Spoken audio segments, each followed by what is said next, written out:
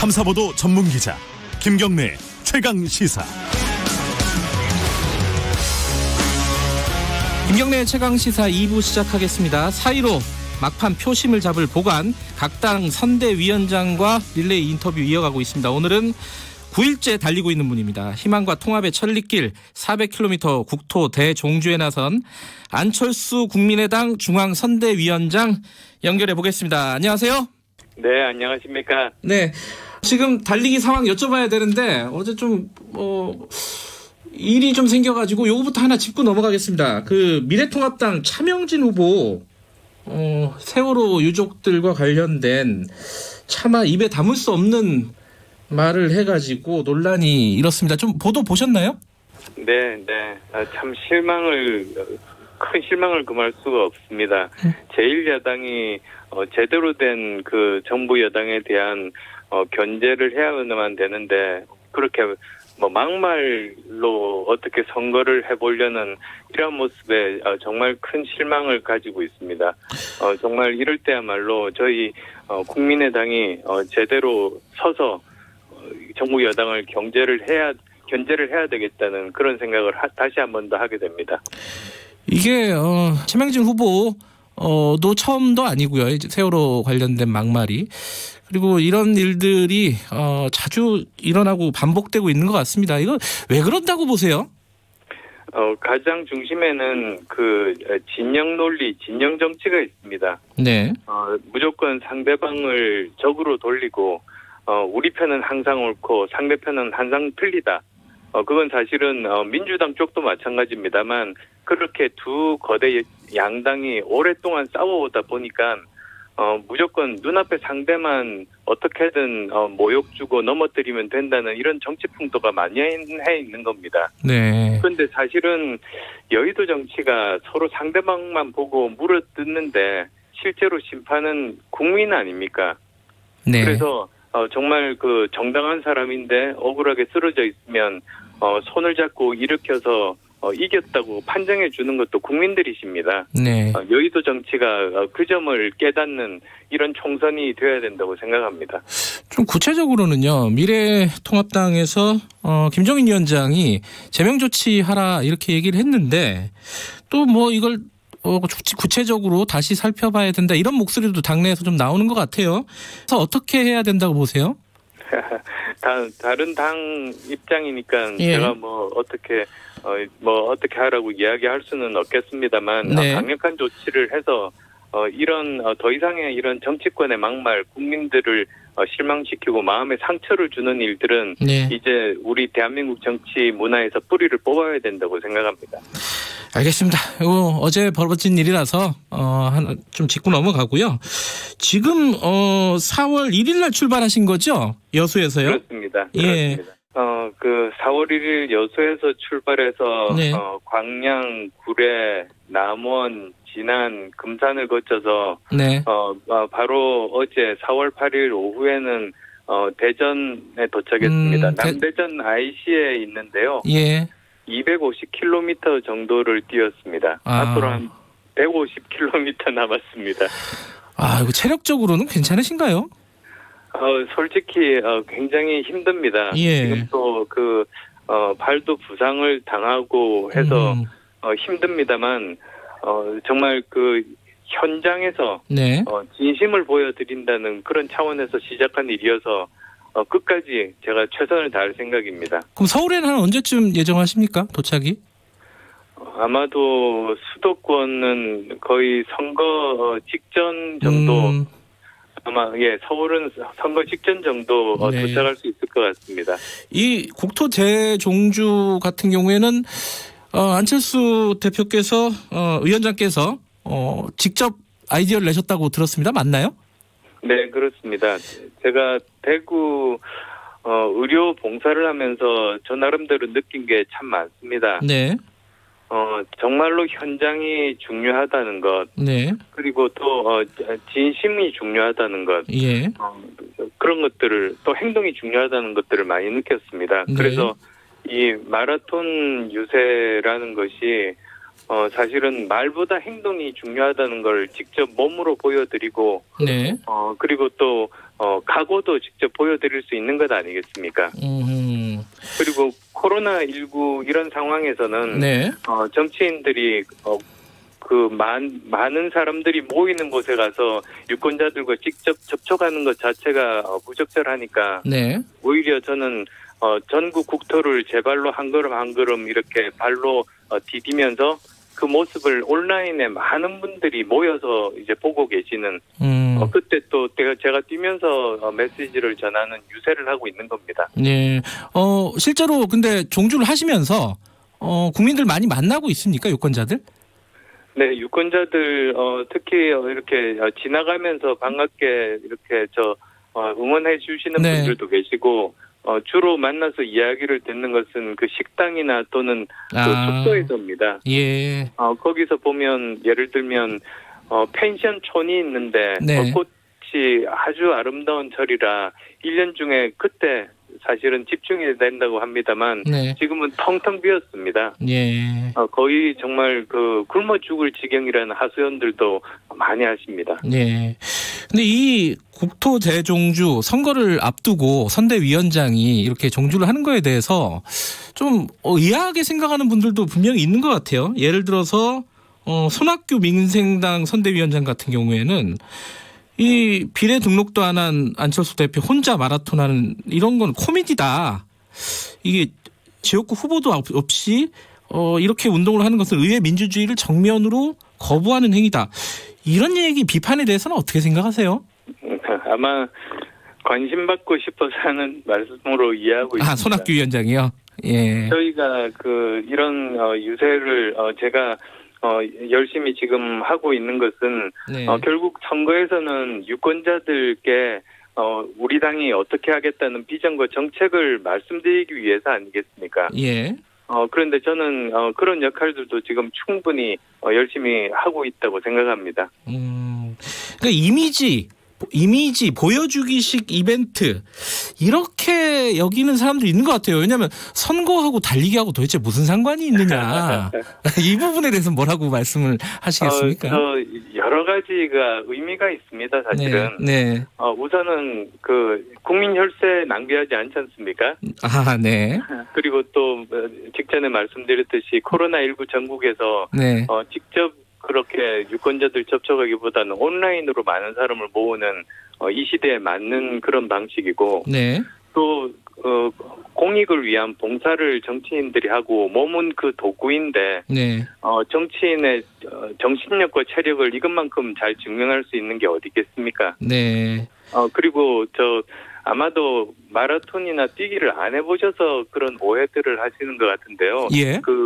인터넷 방송을 보시면 예. 제가 뛰면서 계속 이야기 말씀드리고 정책도 설명하고 농담도 하고 그렇게 하고 있습니다. 그렇습니까?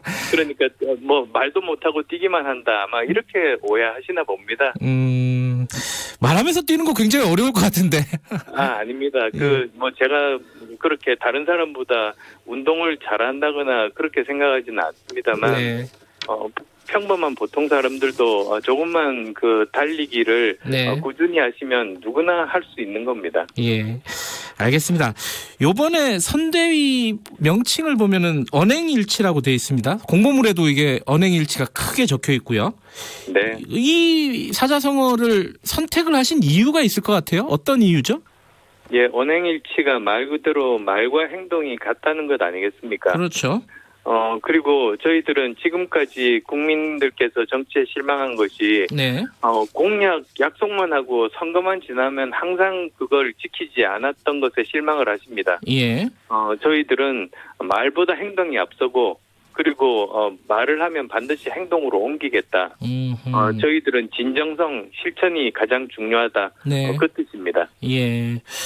조금 추상적인 것 같아요. 그러니까 공약을 물론 말씀하시지만은 이런 언행일치, 마라톤 이런 것들이 조금 뭐랄까요, 추상적으로 다가온다. 구체적으로 정치에서 뭘 하겠다 이렇게 얘기를 하는 게 아니라 그런 생각도 드는데 어떻게 생각하십니까? 이 부분에 대해서는? 저희들이 하고자 하는 그 국가의 비전, 3대 비전, 네. 그다음에 또 각 분야에 대한 정책들을 이미 다 발표를 했습니다. 네. 그리고 보통 보면은 정치인들 막말은 기사화가 잘 되고 많은 분들이 보시는데 네. 정책에 대해서는 말씀을 드려도 잘 이렇게 보시지도 않고 잘 알려지지가 않지 않습니까? 예. 그런 고민들이 사실은 있습니다만 나름대로 열심히 지금 알리고 있습니다. 알겠습니다. 예를 들면 예, 하나만 말씀해 주시죠. 예, 예. 네, N번방에 대해서 네. 정말 문제점이라고 생각하고 제가 1월 19일 귀국하자마자 지적했습니다. 정치권에서 아무도 그걸 언급을 조차 하지 않는데 문제점을 인식을 하고 있었기 때문이고요. 예. 그리고 또 그걸 근본적으로 막을 수 있는 정책들도 2월 달에 이미 발표를 했었습니다. 네. 그래서 그런 공약들 반드시 21대 국회에 저희들 많은 국회의원들이 당선돼서 꼭 실천할 생각입니다. 알겠습니다. 지금 총선이 일주일도 채 안 남았습니다. 판세 어떻게 지금 보고 계시나요? 지지율이 좀 정체돼 있다 이런 평가도 받는 것 같은데 어떻게 보세요? 제가 예. 현장에서 이렇게 좀 종주를 하면서 느끼는 국민들 반응이나 이런 바닥 여론은 지금 현재 여론 지표들과 차이가 있습니다. 사실 투표율이 관건이겠습니다만 네.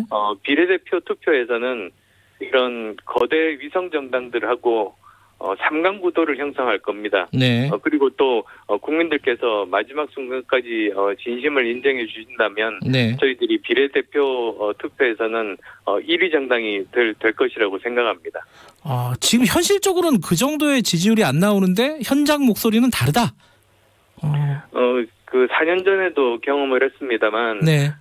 중도층 지지자분들 그리고 네. 또 무당층 분들은 항상 정당이 정말로 자기가 한 말 그대로 지킬 것인지를 마지막 순간까지 지켜보시고 네. 마지막 순간에 판단을 내리십니다. 네.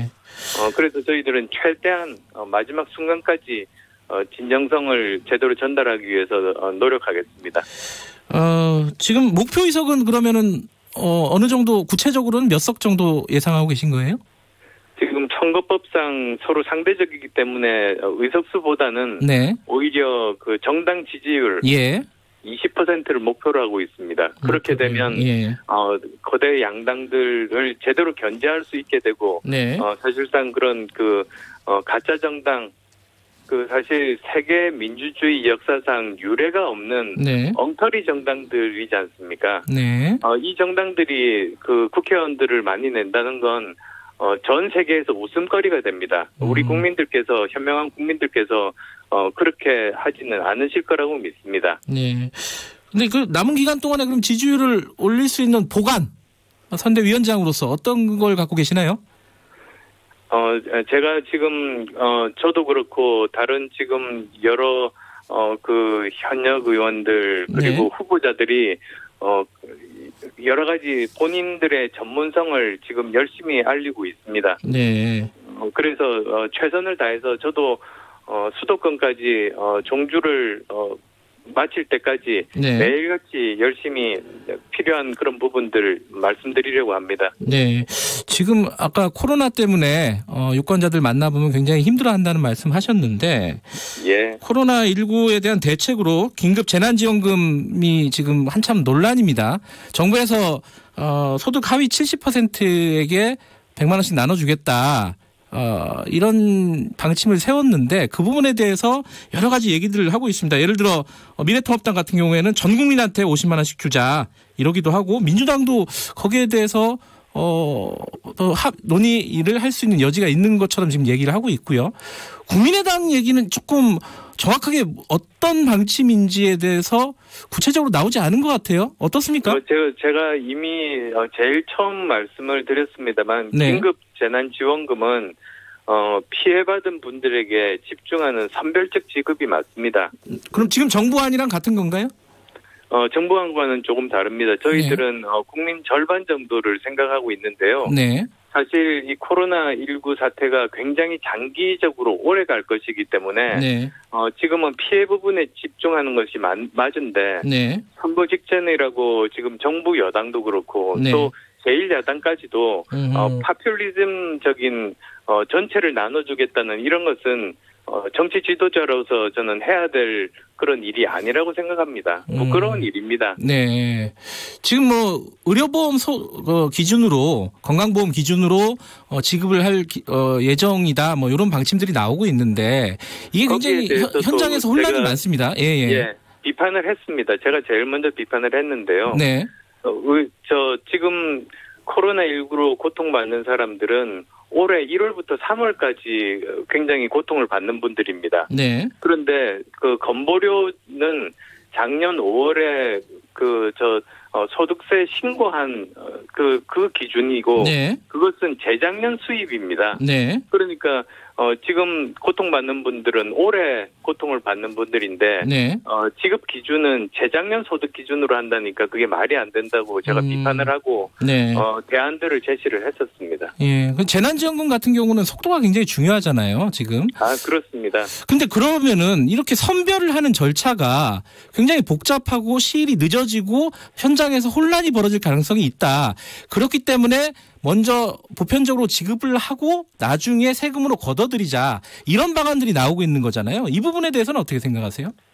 저는 우리 정부가 IT 기반이 잘 갖춰져 있어서 여러 가지 데이터들을 이미 많이 가지고 있으리라고 봅니다. 그래서 저는 4월 중에 지급을 해야 된다. 특히 총선 후에 지급을 해야 된다고 이미 주장한 바가 있고, 네. 그리고 또 저희들이 기준도 발표했습니다. 네. 그리고 오지급이 가능합니다. 그런데 그건 뭐 나중에 회수하더라도 네. 시급하게 지금 그 피해를 받은 분들에게 집중해서 먼저 지급을 하자고 말씀드렸습니다.